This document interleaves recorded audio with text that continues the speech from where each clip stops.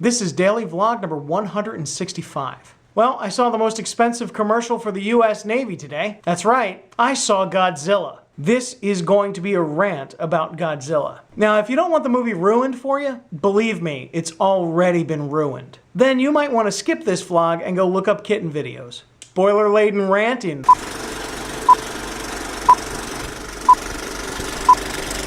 Actually, I'm wrong. If it was a commercial for the Navy, it would have portrayed the Navy in some kind of a competent way. But no, they were just stumbling over themselves, causing more problems than they were ever going to be able to solve. For a movie titled Godzilla, you'd think Godzilla would be the star of the show. But no, the US Navy is the star of the show. I swear, every time those monsters were about to fight, they would close the doors on you and you wouldn't see it. You'd get just this little tiny taste, and that's it. I didn't pay good money to see humans hide from monsters behind closed doors. I paid to see the bout. I paid to see the thriller in Manila. I should have watched Godzilla tearing up monster butt for 2.5 hours. But no, what do I get? Oh no, the monsters are about to fight. Quick, close the doors. Followed by 20 minutes of soldiers trying to enact some asinine plan that will never defeat these skyscraper-sized monsters. And that's another thing.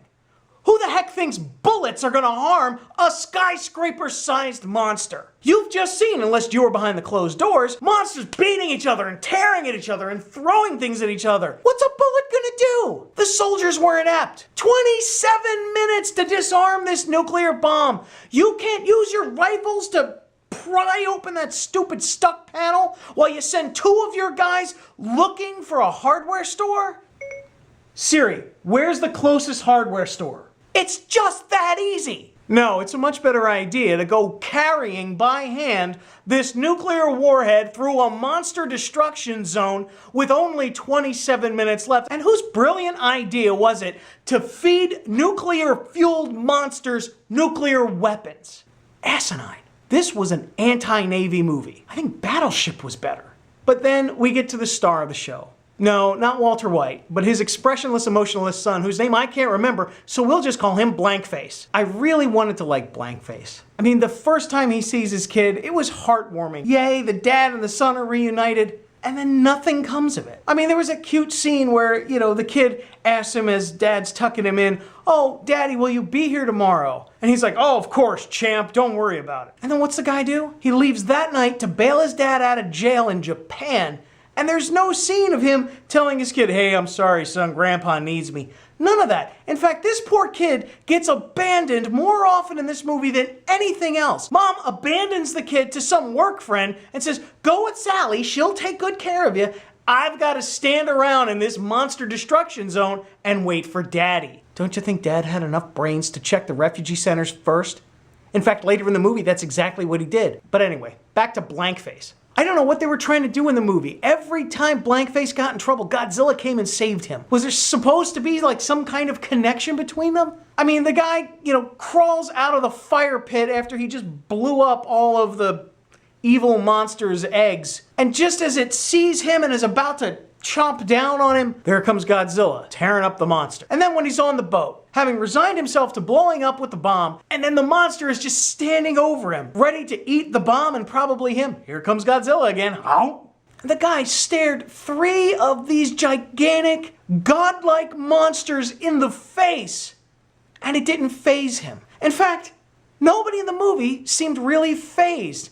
I mean, there was, of course, earthquake-level terror, but not, "Holy crap, gigantic monsters that were once only in my nightmares and myth have not only shown themselves to really exist, they're actually destroying everything around me." You mean to tell me that the appearance of 3 gigantic monsters wouldn't send us into a pant-crapping panic? I had more, but I'm tired and sad. That's not how you should feel when you come out of a Godzilla movie. You should feel happy, because you just spent 2 hours watching Godzilla beat up monster after monster after monster. But really, there was like 20 minutes of Godzilla fighting monsters, and then 1 hour and 40 minutes of human beings trying to fight these monsters, but doing nothing. I mean, I know that's what always happened in Godzilla movies, but at least the old ones spent a lot more time focusing on the monster fights. Oh, this is my last complaint. You would think with the advancement in CGI and everything, that monster fights wouldn't be a problem. I mean, heck, I saw Pacific Rim, and I know everybody hates that movie, but I loved it. You know why? Giant robots fighting giant monsters for the whole time. I mean, yeah, there was a couple of minutes where they tried to sew together some plot, but I didn't care. No, in Godzilla, it was just the opposite. There was only one really good fight scene, and that was at the end. And even that wasn't really good. But with all the advancements in CGI, you would have thought they would have made the fight somewhat exciting. But instead, Godzilla just slowly lumbered like it was some guy in a giant Godzilla costume. And that's really the biggest thing that disappointed me. Godzilla looked awesome. Awesome! But he fought like a guy in a rubber suit. I mean, I know Godzilla is this big lumbering beast, and these other two creatures are, these big lumbering beasts. And I don't expect Jackie Chan moves coming out of Godzilla. I'm very sad. I love Godzilla movies. I've seen all of them. I better go back and watch some of the old ones. Heck, I never thought I'd say this, but I actually missed the Matthew Broderick Godzilla. I'm going to bed.